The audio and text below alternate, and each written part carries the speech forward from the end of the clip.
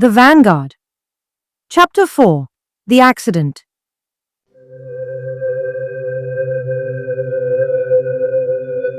The training progressed with relentless precision. For 6 months, Cadet Indra had lived by schedules measured to the second. Every hour was accounted for. Orbital mechanics, spacecraft systems, emergency medicine, extravehicular operations, docking protocols, rescue procedures, and the maintenance of the interplanetary gate network. Nothing about the program was easy. The instructors reminded the cadets daily that Vanguard elite service officers were not soldiers. They were the engineers, pilots, and first responders who kept humanity's interplanetary civilization alive. Every transport corridor, every orbital station, every transfer gate, and every shipping lane depended upon them. The 91 cadets were divided among training teams led by some of the Corps' most decorated officers: Commander James Ryder, Ethan Drake, Maya Solis, Lena Park, and Dev Khatri. Each specialized in a different discipline. Each training cycle was conducted under one of Vanguard's specialist divisions. James Ryder's security operations taught the cadets threat assessment, convoy protection, anti-piracy procedures, cyber defense, and the safeguarding of the solar system's trade corridors. Lena Park's logistics command trained them in the operation and maintenance of gate breakers, fleet coordination, supply chain management, and the immense engineering effort required to keep the gateway infrastructure functioning. Under Maya Solis, they learned search and rescue operations, emergency response protocols, hull breaches, reactor failures, and disaster management in the unforgiving vacuum of space. Ethan Drake's Intelligence Analysis Division immersed them in data interpretation, anomaly detection, predictive threat modeling, communication intercepts, and the hidden information networks that protected civilization long before danger became visible. Finally, Dr. Dev Khatri introduced them to the biological sciences of human spaceflight, how generations living under different gravities had evolved distinct physiological adaptations, the medical challenges of long-duration missions, and the ecosystems of the worlds where Vanguard personnel might one day serve. Indra enjoyed every lesson. Practical work fascinated him. Theory did not. No matter how hard he studied, examinations remained his greatest weakness. His grades hovered just above the minimum passing threshold. Every assessment ended the same way. Indra barely cleared it, finishing at the bottom of the class. Consistently. He often wondered whether he truly belonged among the other cadets. Time, however, cared little for self-doubt. Before he realized it, the classroom phase had ended. Now came field deployment. The Corps rotated every cadet through each operational division, exposing them to real missions before graduation. Indra's first assignment placed him under Commander Maya Solis, Rescue Division. His inaugural mission arrived before he had time to settle into the team. A transport freighter, Edura 121, had suffered a catastrophic systems failure while attempting to dock at New Ithaca, humanity's largest settlement beneath the frozen surface of Saturn's moon Rhea.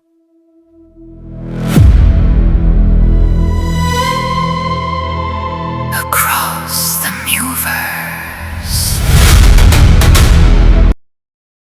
Viewed from orbit, Rhea appeared utterly lifeless, a silent sphere of ancient ice scarred by countless impact craters. Nothing on its surface hinted that, barely 300 meters beneath the frozen crust, 20 million people lived and worked. Engineers had excavated an enormous cavern directly into the moon's deep ice sheets. The surrounding ice acted as a natural radiation shield, absorbing cosmic rays and solar particle storms that would otherwise make long-term habitation impossible. Suspended within this sealed cavern was the Ring, a colossal toroidal habitat several kilometers in diameter. The Ring floated on superconducting magnetic bearings, eliminating mechanical friction entirely. It rotated continuously, generating artificial gravity through centrifugal acceleration. Along its outer habitation decks, residents experience roughly 38% of Earth's gravity, almost identical to Mars, comfortable enough for long-term health while dramatically reducing structural loads. At the geometric center of the cavern floated the core. Unlike the ring, the core remained stationary. It existed in permanent microgravity and served as New Ithaca's orbital logistics hub. Heavy freighters, tankers, and construction vessels docked there without expending energy to overcome artificial gravity. Cargo was assembled, repaired, and redistributed before being ferried outward to the rotating habitat. The entire city functioned as one immense machine.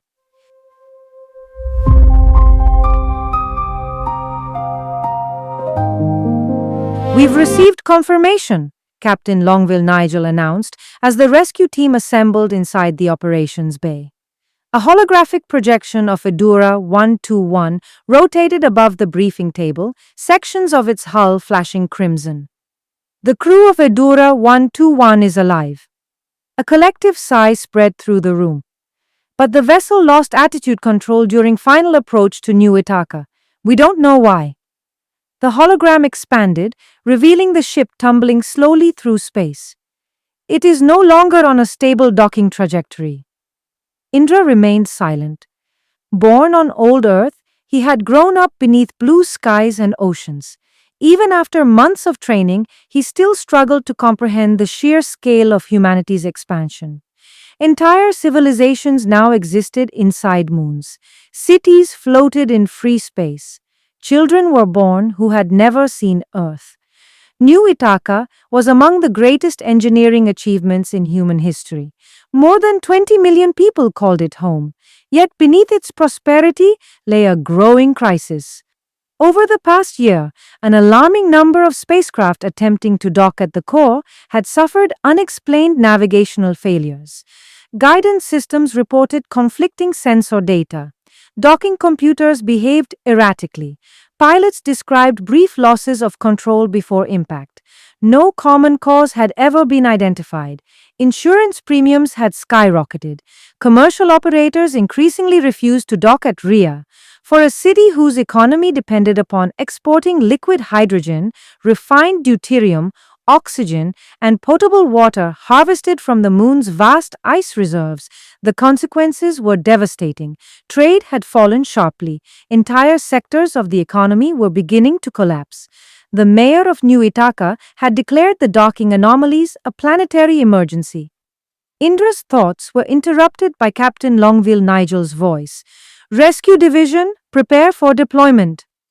The holographic display at the center of the operations room zoomed toward a blinking red marker. Edura 121 drifted nearly 1,200 kilometers from New Ithaca outside the designated approach corridor.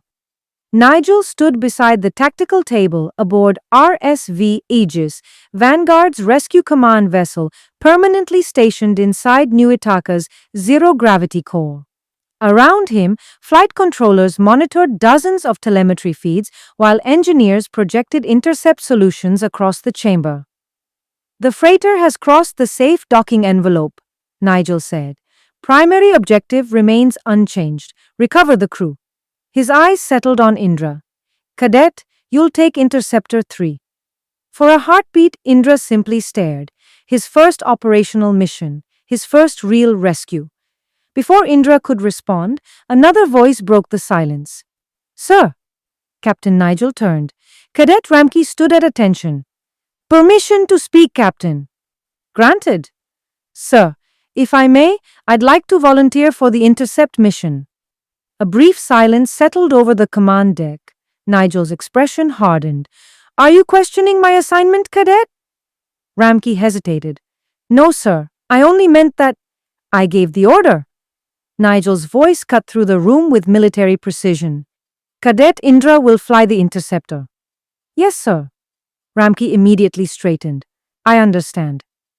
The conversation ended there, but as Indra walked toward the launch bay, he felt Ramke's eyes following him. Ramke had never understood why Indra had been selected for Vanguard. In his mind, the cadet from old Earth had entered the academy through the Federation's reservation program, barely passing every examination, while others with stronger academic records had been left behind. This wasn't a simulator, it wasn't another training exercise, lives were at stake. Ramki said nothing further. He simply watched Indra disappear toward Launch Tube 3, his expression a mixture of skepticism and barely concealed contempt. I hope he proves me wrong, he thought, for the sake of the crew aboard Edura 121. Indra never looked back, yet he could feel the weight of that gaze. For the first time since entering Vanguard, a quiet unease settled inside him. This mission was no longer just about rescuing strangers. It was about proving, to Ramki, to the Academy, and perhaps even to himself, that he truly deserved to wear the Vanguard uniform.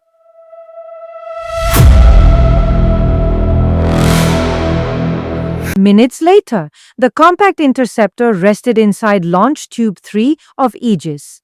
Barely larger than an atmospheric fighter, it was built for one purpose: rapid orbital interception. A compact fusion torch provided the primary thrust, while clusters of high-precision reaction control thrusters handled docking maneuvers measured in millimeters per second.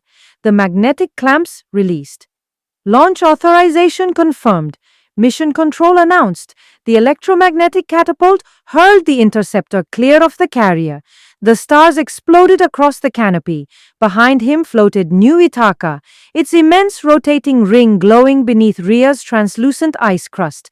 Ahead stretched Saturn, filling nearly half the sky, while Edura 121 appeared as nothing more than a slowly tumbling point of reflected sunlight against the darkness.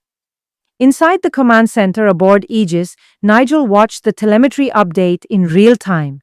Every burn, every change in velocity, every heartbeat from Indra's biosuit streamed across the tactical display.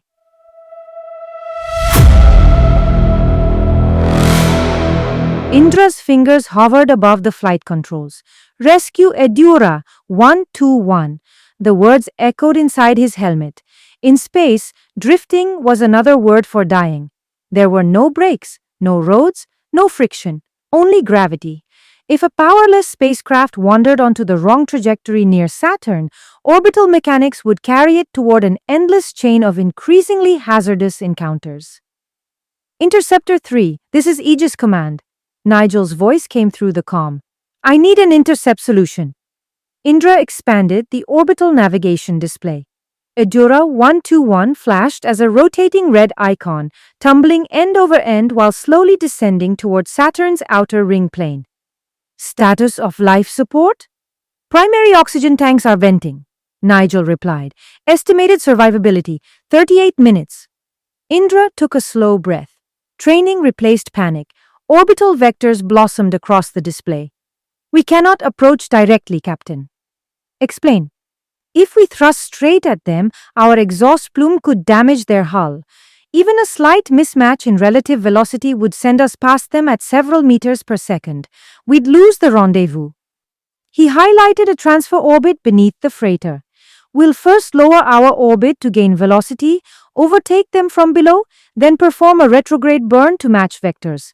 Once relative velocity approaches zero, I'll station keep alongside, deploy carbon nanotube grapples into their structural hardpoints, and use the ventral maneuvering thrusters to bleed off their angular momentum. Nigel looked around the command deck. No one offered a better solution. Execute. Indra wrapped both hands around the flight controls. Rendezvous burn programmed. The flight computer chimed. 3.2 G acceleration in 5 seconds. The fusion torch ignited. Acceleration slammed him into the pilot's seat as the interceptor surged toward the silent freighter, Saturn's immense rings sliding across the canopy like bands of liquid silver.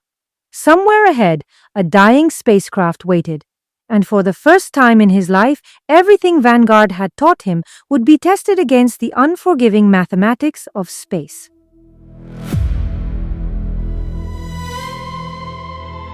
Across